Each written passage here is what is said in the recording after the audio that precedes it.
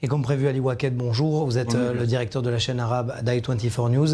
D'abord, en préparant cette émission, vous m'avez dit « Je ne suis absolument pas surpris du fait qu'une organisation terroriste compte parmi ses membres des criminels, des vendeurs de drogue. » C'est pas nouveau. Absolument, Mathias. La deuxième intifada, qui a été caractérisée par les attaques suicides, les attaques des kamikazes, a été basée à ses débuts sur l'expérience, entre guillemets, des criminels, des passeurs, des vendeurs de drogue. Et ces gens-là avaient l'expérience comment est-ce qu'on peut doubler, comment est-ce qu'on peut bypasser les forces de la sécurité israélienne pour faire entrer une voiture volée en Israël à Nablus ou à Jenin ou à Tulkarem.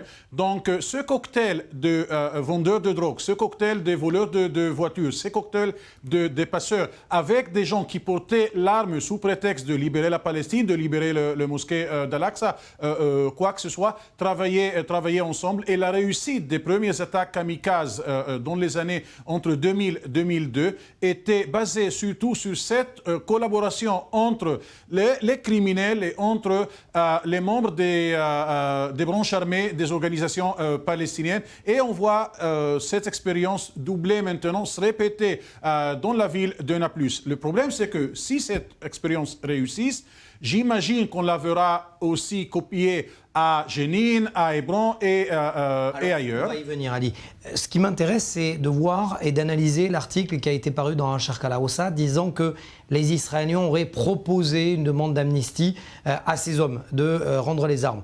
Visiblement, selon mes sources, ce n'est pas une amnistie, c'est, attention, dernière étape avant l'utilisation de la force. Vous y croyez? Pourquoi vous n'exclusez pas la possibilité de l'amnistie, surtout qu'on sait qu'en 2007, Israël a donné l'amnistie à des centaines de membres des martyrs d'Al-Aqsa, la branche armée du Fatah, et cela a eu lieu quand le Hamas a pris pouvoir à la bande de Gaza. Et pour aider l'autorité palestinienne, pour que la Cisjordanie ne bascule pas dans les mains du Hamas, pour faire de sorte que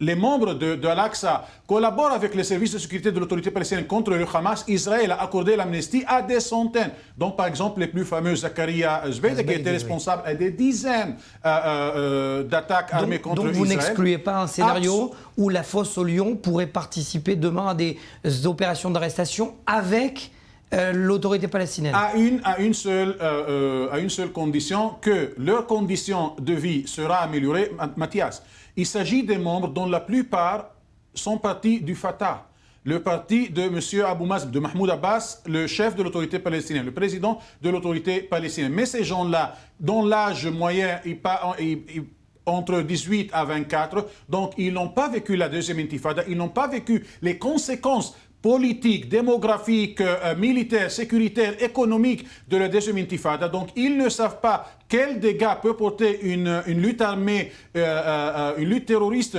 contre l'armée israélienne à la population palestinienne. Donc, de ce point de vue-là, ils n'ont pas cette histoire. Ce que M.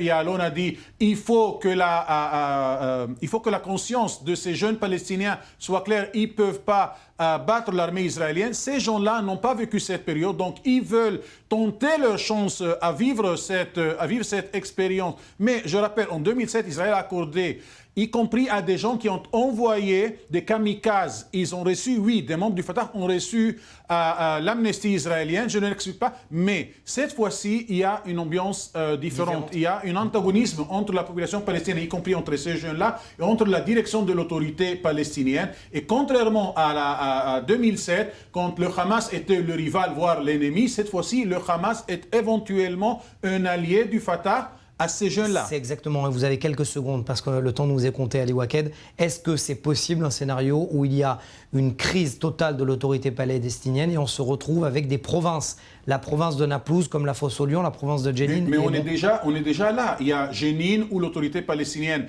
ne veut pas, et je tiens à dire, c'est pas qu'elle ne peut pas, l'autorité palestinienne ne veut pas. Quand j'ai parlé avant cette émission, un responsable palestinien, il m'a dit, vous savez que si on veut, on peut. Si on veut, on fait, mais on n'a aucune motivation. Qu'est-ce qui nous paye les Israéliens? Est-ce qu'ils nous payent sous la forme d'un processus politique? c'est pas là. Est-ce qu'ils nous payent par des vrais changements économiques? Non. Donc, on n'a pas de motivation d'arrêter ces groupes. Et dans cette situation-là, je ne serais pas étonné si demain matin, on entend la fosse au lion à Ramallah ou la fosse au lion à Hébron.